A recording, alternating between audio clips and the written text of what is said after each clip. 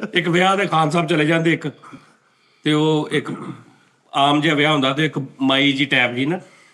ਉਹ aunty tap ਸਾਲਨ ਵਰਤਾ ਰਹੀ ਹੁੰਦੀ, ਤੇ ਹੁਣ ਟੇਬਲ ਤੇ ਖਾਨ ਸਾਹਿਬ ਬੈਠੇ ਨੇ ਤੇ ਦੂਜੇ ਵੀ 2-3 ਬੰਦੇ ਬੈਠੇ, ਤੇ ਮਾਈ ਵੱਡਾ ਡੋਂਗਾ ਲੈ ਕੇ ਆਉਂਦੀ ਤੇ ਸਾਰਿਆਂ ਨੂੰ ਪਾਈ ਜਾਂਦੀ, ਤੇ ਉਹਦੇ 'ਚ ਬੋਟੀਆਂ ਵੀ ਹੁੰਦੀਆਂ, ਤੇ ਖਾਨ ਸਾਹਿਬ ਨੂੰ ਆਲੂ ਤੇ ਸ਼ੋਰਾ ਕੱਲਾ, ਬੋਟੀ ਨਹੀਂ ਹੁੰਦੀ ਉਹਦੇ 'ਚ। ਤੇ ਖਾਨ ਸਾਹਿਬ ਦੇਖਦੇ ਵੀ ਬਾਕੀ ਸਾਰਿਆਂ ਕੋਲੋਂ ਠੀਕ ਹੈ, ਇੱਧਰ ਕੱਲਾ ਸ਼ੋਰਾ ਟੈਪ ਹੀ, ਤੇ ਖਾਨ ਸਾਹਿਬ ਮਾਲਕ ਪੀ ਕੇ ਮਾਲਕ ਐ ਰੋੜ ਕੇ ਤੈਨੂੰ ਆ ਜੀ ਅੰਮਾ ਜੀ, ਉਹ ਫੇਰ ਆਉਂਦੀ ਤੇ ਫੇਰ ਸ਼ੋਰਾ ਹੀ ਪਾ ਜਾਂਦੀ, ਤੇ 3 ਵਾਰੀ ਸ਼ੋਰਾ ਹੀ ਪਾ, ਬਾਕੀ ਉਹਨੂੰ ਬੋਟੀਆਂ ਤੇ ਉਹਨੂੰ ਕੱਲਾ ਸ਼ੋਰਾ ਹੀ। ਤੇ ਖਾਨ ਸਾਹਿਬ ਹੁਣ ਫੁੱਲ ਗੁੱਸੇ ਜਾ ਗਏ ਨੇ, ਖਿੱਚ ਗਏ ਨੇ। ਤੇ ਹੁਣ ਮਾਈ ਰੋਟੀ ਭੁਗਤਾ ਕੇ ਨਾ ਤੇ ਆਉਂਦੇ ਤੇ ਕਹਿੰਦੀ ਪੁੱਤ ਉਧਰ ਕੰਜਰੀਆਂ ਨੱਚਣ ਦੀਆਂ, ਤੁਸੀਂ ਉਧਰ ਨਹੀਂ ਜਾਣਾ। ਤੇ ਹੁਣ ਬਾਕੀ ਉੱਠ ਕੇ ਚਲੇ ਗਏ ਨੇ, ਤੇ ਉਹ ਖਾਨ ਸਾਹਿਬ ਬੈਠੇ ਨੇ ਉੱਤੇ, ਤੇ ਕਹਿੰਦੀ ਪੁੱਤ ਤੂੰ ਨਹੀਂ ਜਾਣਾ ਉਧਰ ਕੰਜਰੀਆਂ ਨੱਚਣ ਦੀਆਂ। ਤੇ ਹੌਲੀ ਜੀ ਕਹਿੰਦਾ ਮਾਈ ਤੇ ਇੱਥੋਂ ਵੱਡੀ ਕਿਹੜੀ ਕੰਜਰੀ